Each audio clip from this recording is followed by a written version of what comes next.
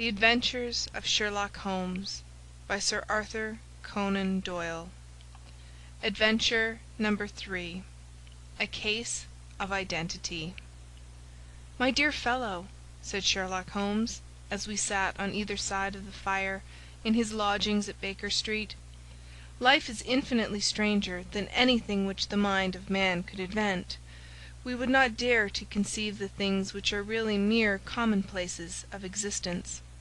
If we could fly out of that window hand in hand, hover over this great city, gently remove the roofs, and peep in at the queer things which are going on, the strange coincidences, the plannings, the cross purposes, the wonderful chains of events, working through generations, and leading to the most outre results, it would make all fiction, with its conventionalities and foreseen conclusions, most stale and unprofitable."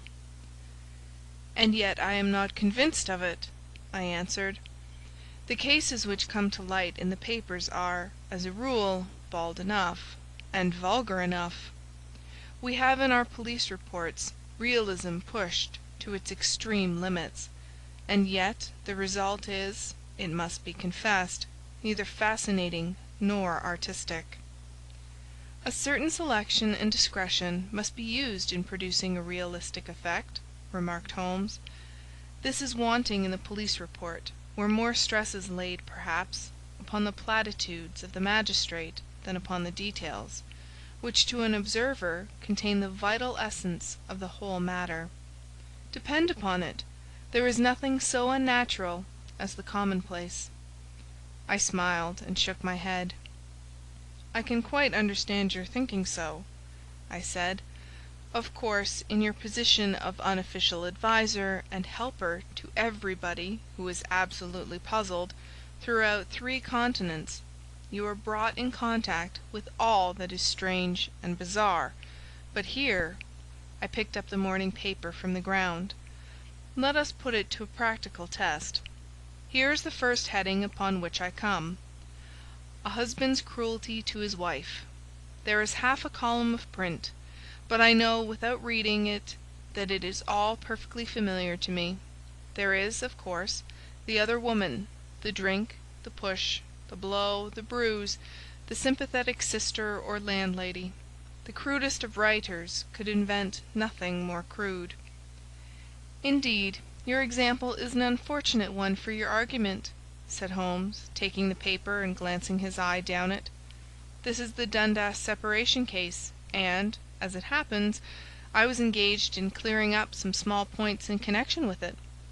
The husband was a teetotaler, and there was no other woman, and the conduct complained of was that he had drifted into the habit of winding up every meal by taking out his false teeth and hurling them at his wife, which, you will allow, is not an action likely to occur to the imagination of the average story-teller. Take a pinch of snuff, doctor, and acknowledge that I have scored over you in your example."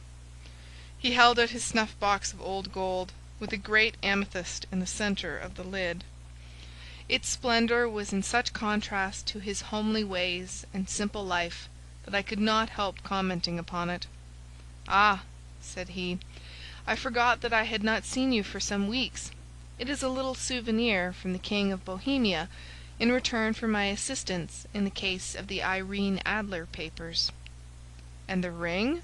I asked, glancing at a remarkable brilliant which sparkled upon his finger. "It was from the reigning family of Holland, though the matter in which I served them was of such delicacy that I cannot confide it even to you, who have been good enough to chronicle 1 or 2 of my little problems." "And have you any on hand just now?" I asked with interest. "Some 10 or 12, but none which present any feature of interest. They are important, you understand, without being interesting. Indeed, I have found that it is usually in unimportant matters that there is a field for the observation, and for the quick analysis of cause and effect which gives the charm to an investigation. The larger crimes are apt to be the simpler, for the bigger the crime, the more obvious, as a rule, is the motive.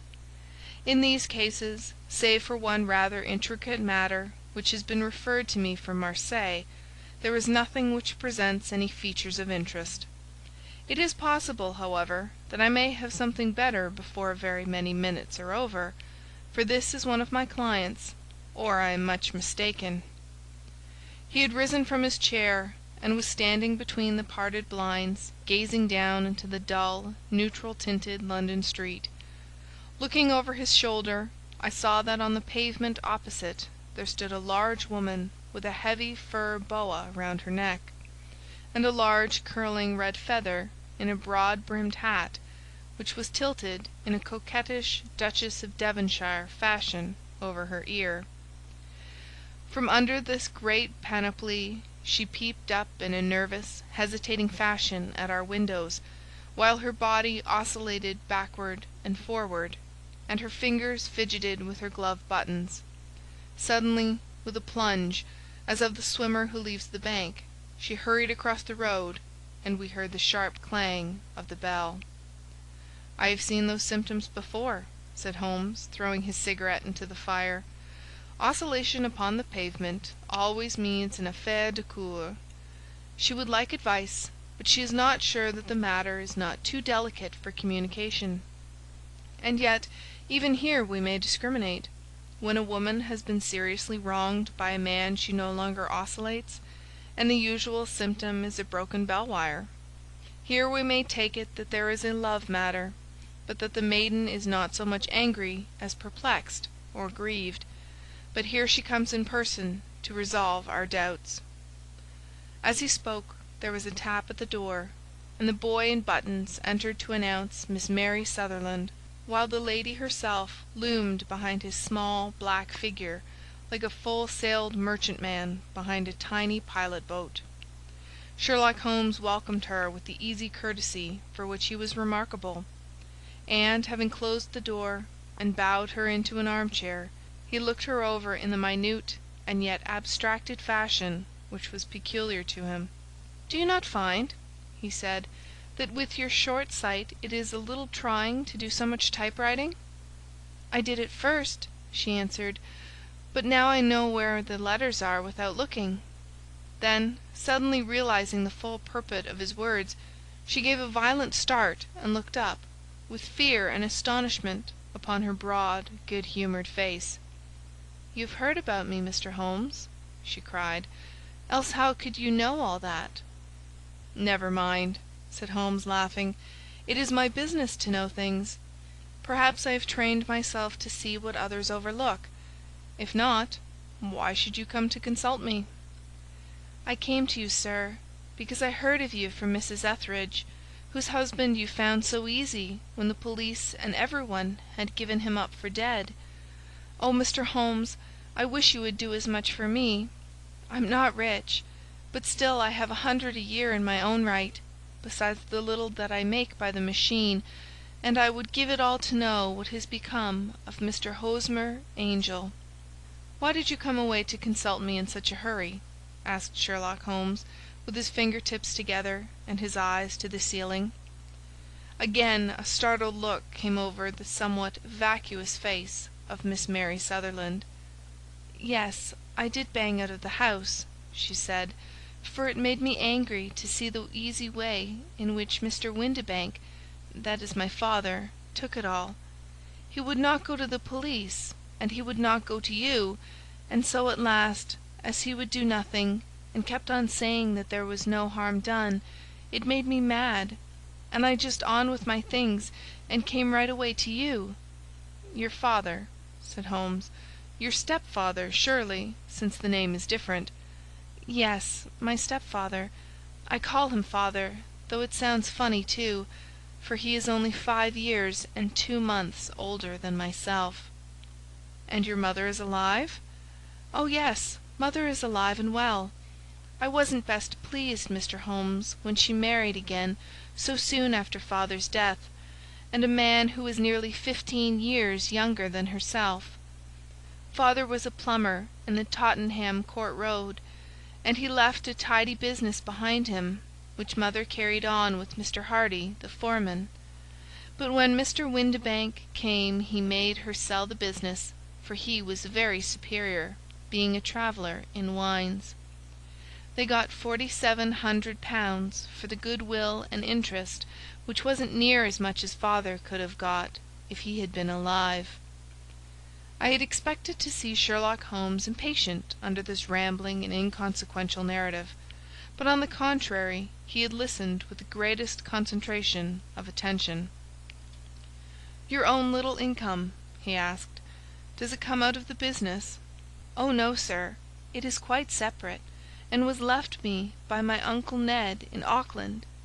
It is in New Zealand stock, paying 4½ per cent. £2,500 was the amount, but I can only touch the interest." "You interest me extremely," said Holmes, "and since you draw so large a sum as 100 a year, with what you earn into the bargain, you no doubt travel a little and indulge yourself in every way. I believe that a single lady can get on very nicely upon an income of about £60. "I could do with much less than that, Mr. Holmes, but you understand that as long as I live at home I don't wish to be a burden to them, and so they have the use of the money just while I am staying with them. Of course, that is only just for the time. Mr. Windibank draws my interest every quarter and pays it over to mother, and I find that I can do pretty well with what I earn at typewriting. It brings me 2d. a sheet, and I can often do from 15 to 20 sheets in a day." "You have made your position very clear to me," said Holmes. "This is my friend, Dr. Watson, before whom you can speak as freely as before myself. Kindly tell us now all about your connection with Mr. Hosmer Angel." A flush stole over Miss Sutherland's face, and she picked nervously at the fringe of her jacket.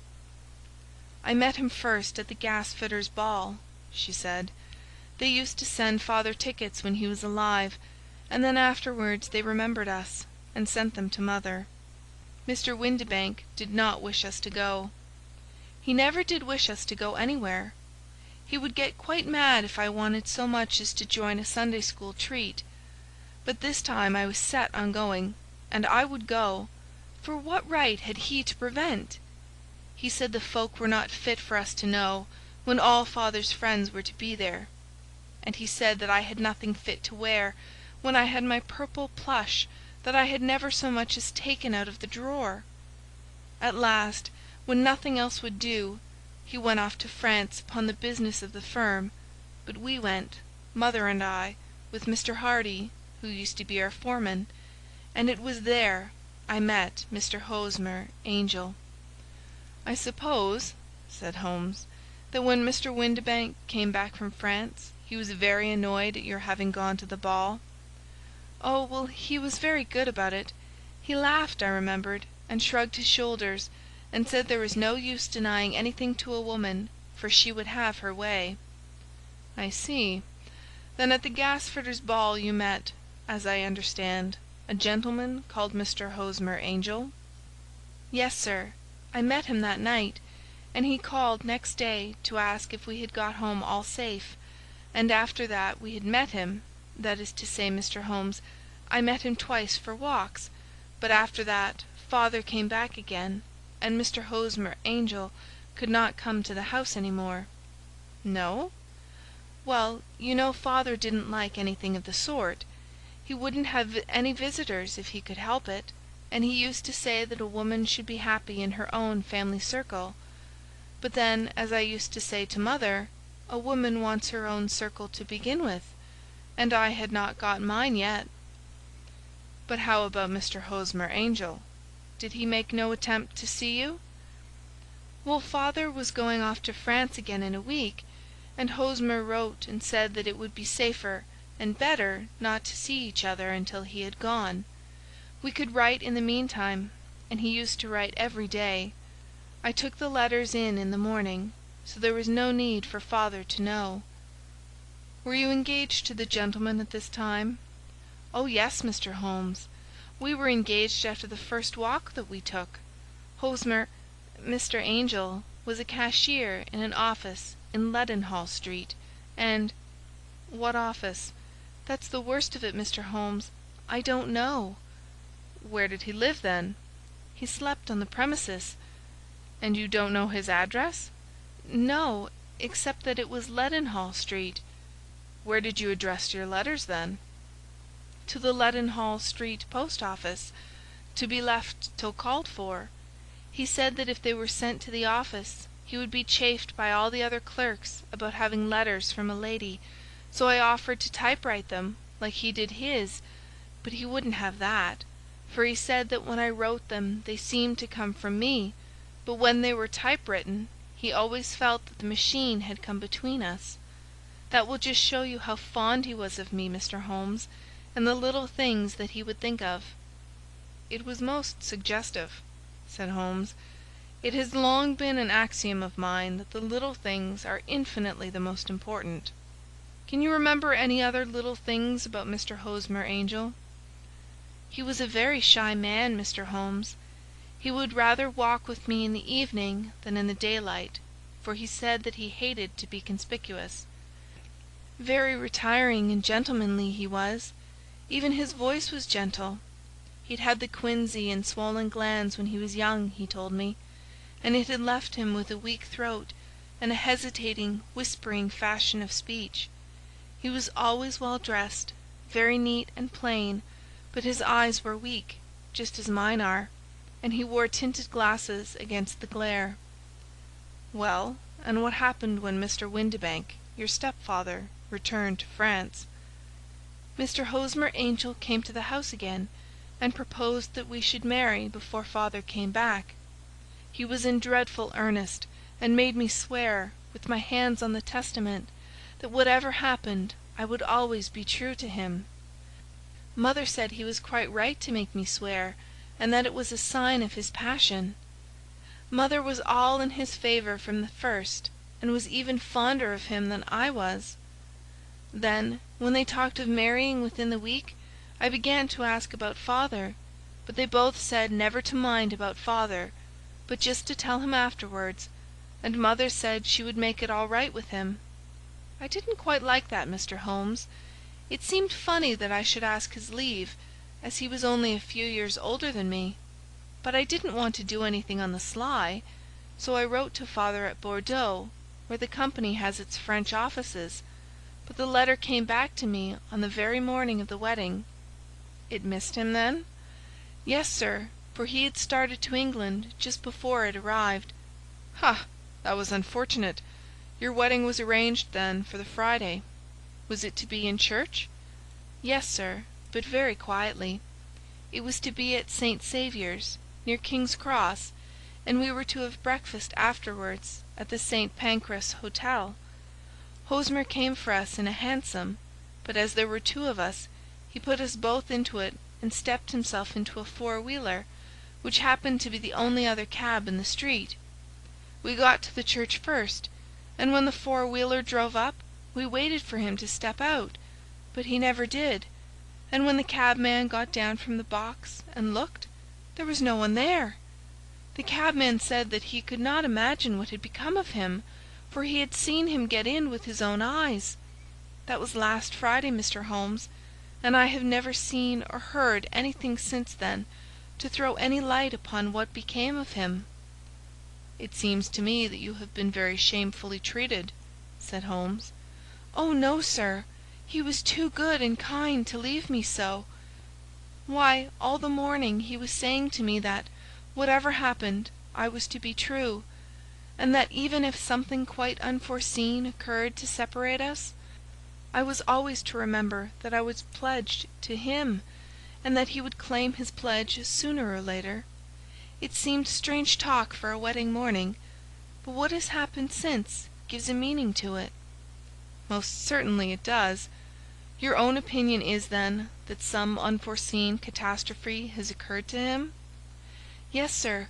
I believe that he foresaw some danger, or else he would not have talked so.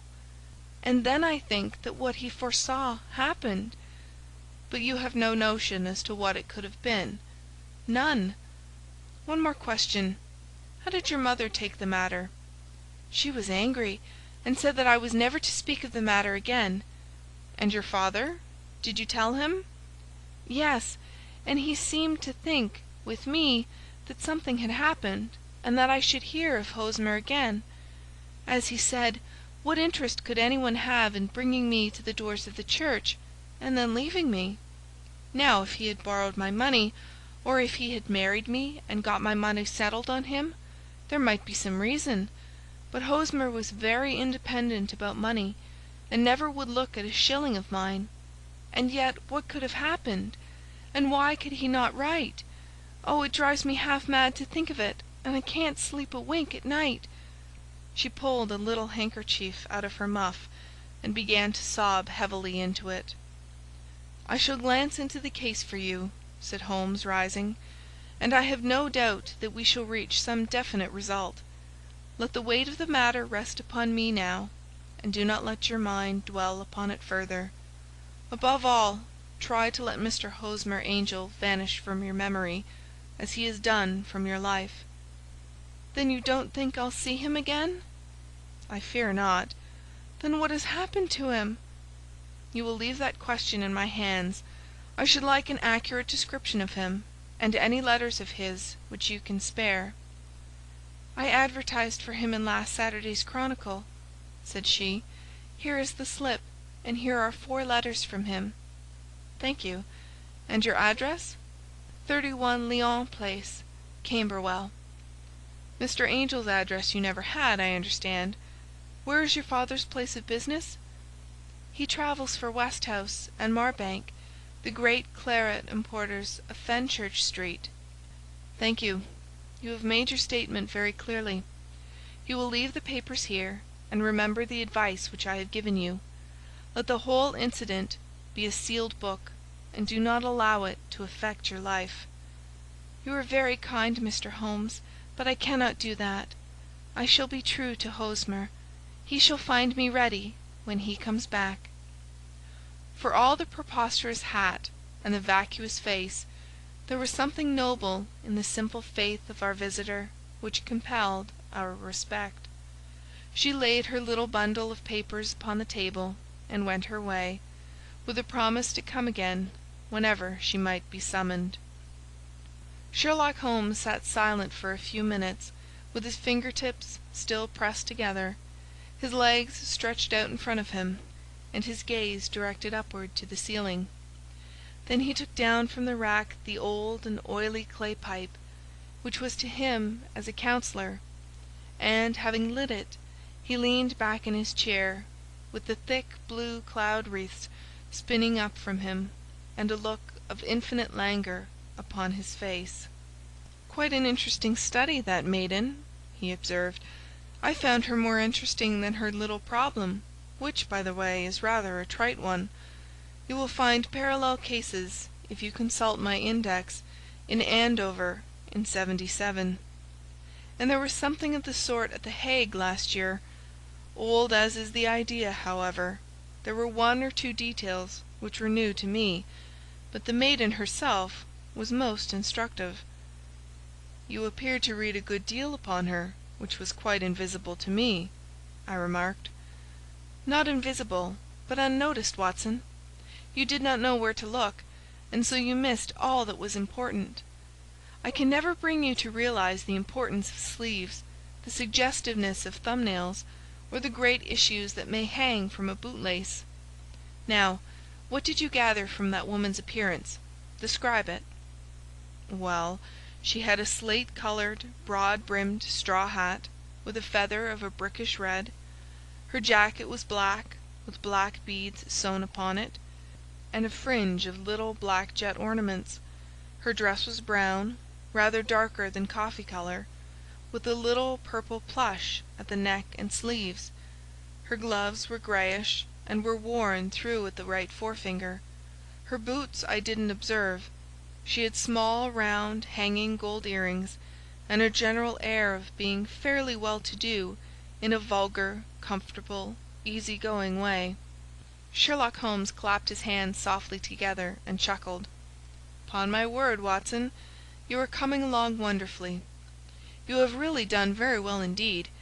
It is true that you have missed everything of importance, but you have hit upon the method, and you have a quick eye for colour.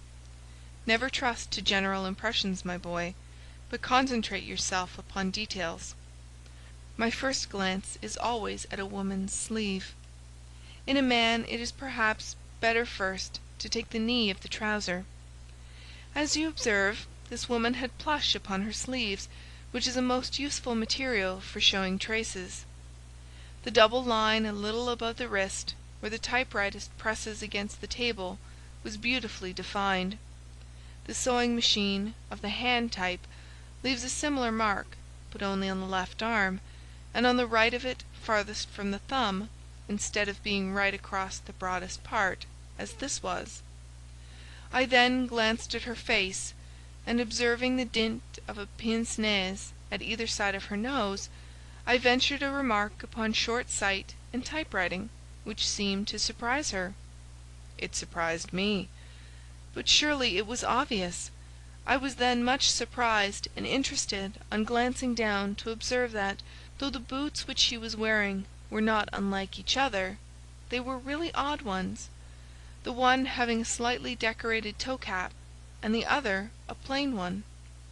One was buttoned only in the 2 lower buttons out of 5, and the other at the 1st, 3rd, and 5th. Now when you see that a young lady, otherwise neatly dressed, has come away from home with odd boots, half buttoned, it is no great deduction to say that she came away in a hurry. "And what else?" I asked, keenly interested, as I always was, by my friend's incisive reasoning. "I noted in passing that she had written a note before leaving home, but after being fully dressed. You observed that her right glove was torn at the forefinger, but you did not apparently see that both glove and finger were stained with violet ink. She had written in a hurry and dipped her pen too deep. It must have been this morning, or the mark would not remain clear upon the finger. All this is amusing, though rather elementary, but I must go back to business, Watson. Would you mind reading me the advertised description of Mr. Hosmer Angel?" I held the little printed slip to the light. "Missing," it said, "on the morning of the 14th, a gentleman named Hosmer Angel, about 5 feet 7 inches in height, strongly built, sallow complexion, black hair, a little bald in the centre, bushy black side whiskers and moustache, tinted glasses, slight infirmity of speech, was dressed when last seen in black frock coat faced with silk, black waistcoat, gold Albert chain, and grey Harris tweed trousers, with brown gaiters over elastic-sided boots, known to have been employed in an office in Leadenhall Street. Anybody bringing—" "That will do," said Holmes. "As to the letters," he continued, glancing over them, "they are very commonplace. Absolutely no clue in them to Mr. Angel, save that he quotes Balzac once. There is a remarkable point, however, which will no doubt strike you." "They are typewritten," I remarked. "Not only that, but the signature is typewritten. Look at the neat little Hosmer Angel at the bottom. There is a date, you see, but no superscription except Leadenhall Street, which is rather vague. The point about the signature is very suggestive. In fact, we may call it conclusive." "Of what?" "My dear fellow, is it possible you do not see how strongly it bears upon the case?" "I cannot say that I do, unless it were that he wished to be able to deny his signature if an action for breach of promise were instituted. No, that was not the point. However, I shall write 2 letters which should settle the matter. One is to a firm in the city, the other is to the young lady's stepfather, Mr. Windibank, asking him whether he can meet us here at 6 o'clock tomorrow evening. It is just as well that we should do business with the male relatives. And now, doctor, we can do nothing until the answers to those letters come, so we may put our little problem upon the shelf for the interim." I had had so many reasons to believe in my friend's subtle powers of reasoning and extraordinary energy in action, that I felt that he must have some solid grounds for the assured and easy demeanour with which he treated the singular mystery which he had been called upon to fathom. Once only had I known him to fail, in the case of the King of Bohemia, and of the Irene Adler photograph. But when I looked back to the weird business of the sign of 4, and the extraordinary circumstances connected with the study in scarlet, I felt that it would be a strange tangle indeed which he could not unravel. I left him then, still puffing at his black clay pipe, with the conviction that when I came again on the next evening, I would find that he held in his hands all the clues which would lead up to the identity of the disappearing bridegroom of Miss Mary Sutherland. A professional case of great gravity was engaging my own attention at the time, and the whole of next day I was busy at the bedside of the sufferer. It was not until close upon 6 o'clock that I found myself free, and was able to spring into a hansom and drive to Baker Street, half afraid that I might be too late to assist at the denouement of the little mystery. I found Sherlock Holmes alone, however, half asleep, with his long, thin form curled up in the recesses of his armchair. A formidable array of bottles and test tubes, with the pungent cleanly smell of hydrochloric acid, told me that he had spent his day in the chemical work which was so dear to him. "Well, have you solved it?" I asked as I entered. "Yes, it was the bisulphate of baryta." "No, no, the mystery!" I cried. "Oh, that! I thought of the salt that I have been working upon." "There was never any mystery in the matter, though, as I said yesterday, some of the details are of interest. The only drawback is that there is no law, I fear, that can touch the scoundrel." "Who was he, then, and what was his object in deserting Miss Sutherland?" The question was hardly out of my mouth, and Holmes had not yet opened his lips to reply, when we heard a heavy footfall in the passage, and a tap at the door. "This is the girl's stepfather, Mr. James Windibank," said Holmes. "He has written to me to say that he would be here at 6. Come in." The man who entered was a sturdy, middle-sized fellow, some 30 years of age, clean-shaven and sallow-skinned, with a bland, insinuating manner, and a pair of wonderfully sharp and penetrating grey eyes. He shot a questioning glance at each of us, placed his shiny top hat upon the sideboard, and with a slight bow sidled down into the nearest chair. "Good evening, Mr. James Windibank," said Holmes. "I think that this typewritten letter is from you, in which you made an appointment with me for 6 o'clock?" "Yes, sir. I am afraid that I am a little late, but I am not quite my own master, you know. I am sorry that Miss Sutherland has troubled you about this little matter, for I think it is far better not to wash linen of the sort in public. It was quite against my wishes that she came, but she is a very excitable, impulsive girl, as you may have noticed, and she is not easily controlled when she has made up her mind on a point. Of course, I did not mind you so much, as you are not connected with the official police, but it is not pleasant to have a family misfortune like this noised abroad. Besides, it is a useless expense, for how could you possibly find this Hosmer angel?"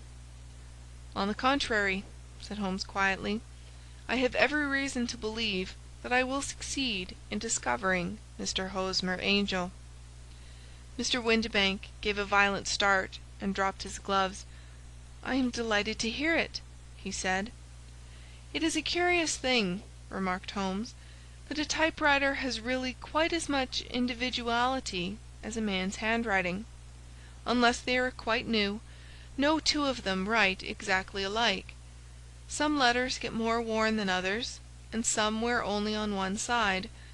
Now you remark in this note of yours, Mr. Windibank, that in every case there is some little slurring over of the E, and a slight defect in the tail of the R. There are 14 other characteristics, but those are the most obvious." "We do all our correspondence with this machine at the office, and no doubt it is a little worn," our visitor answered, glancing keenly at Holmes with his bright little eyes. "And now I will show you what is really a very interesting study, Mr. Windibank," Holmes continued. "I think of writing another little monograph some of these days on the typewriter and its relation to crime. It is a subject to which I have devoted some little attention. I have here 4 letters which purport to come from the missing man. They are all typewritten. In each case, not only are the E's slurred and the R's tailless, but you will observe, if you care to use my magnifying lens, that the other 14 characteristics to which I have alluded are there as well." Mr. Windibank sprang out of his chair and picked up his hat. "I cannot waste time over this sort of fantastic talk, Mr. Holmes," he said.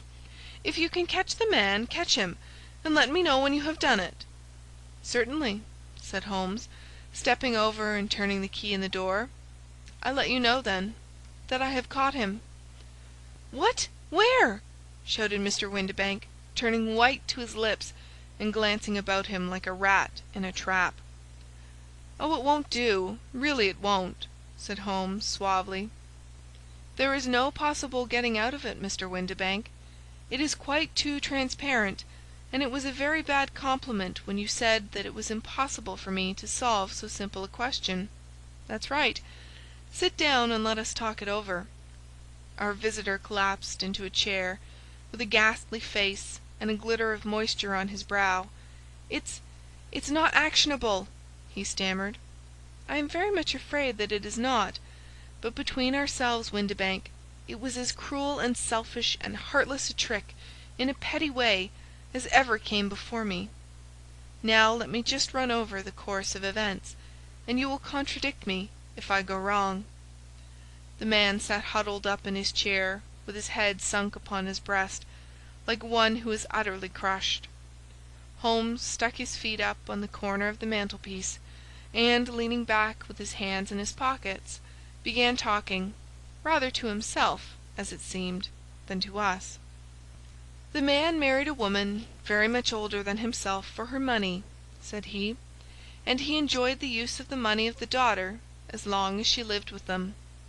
It was a considerable sum for people in their position, and the loss of it would have made a serious difference. It was worth an effort to preserve it. The daughter was of a good, amiable disposition, but affectionate and warm-hearted in her ways, so that it was evident that with her fair personal advantages and her little income, she would not be allowed to remain single long. Now her marriage would mean, of course, the loss of 100 a year. So what does her stepfather do to prevent it?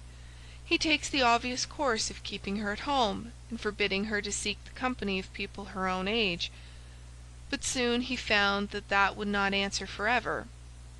She became restive, insisted upon her rights, and finally announced her positive intention of going to a certain ball.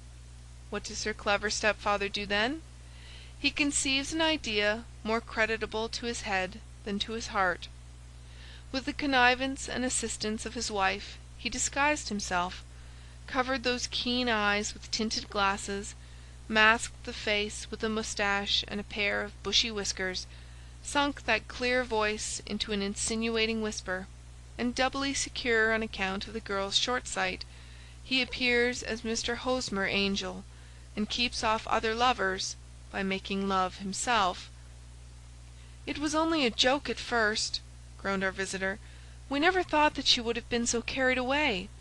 "Very likely not. However that may be, the young lady was very decidedly carried away, and, having quite made up her mind that her stepfather was in France, the suspicion of treachery never for an instant entered her mind. She was flattered by the gentleman's attentions, and the effect was increased by the loudly expressed admiration of her mother. Then Mr. Angel began to call, for it was obvious that the matter should be pushed as far as it would go if a real effect were to be produced.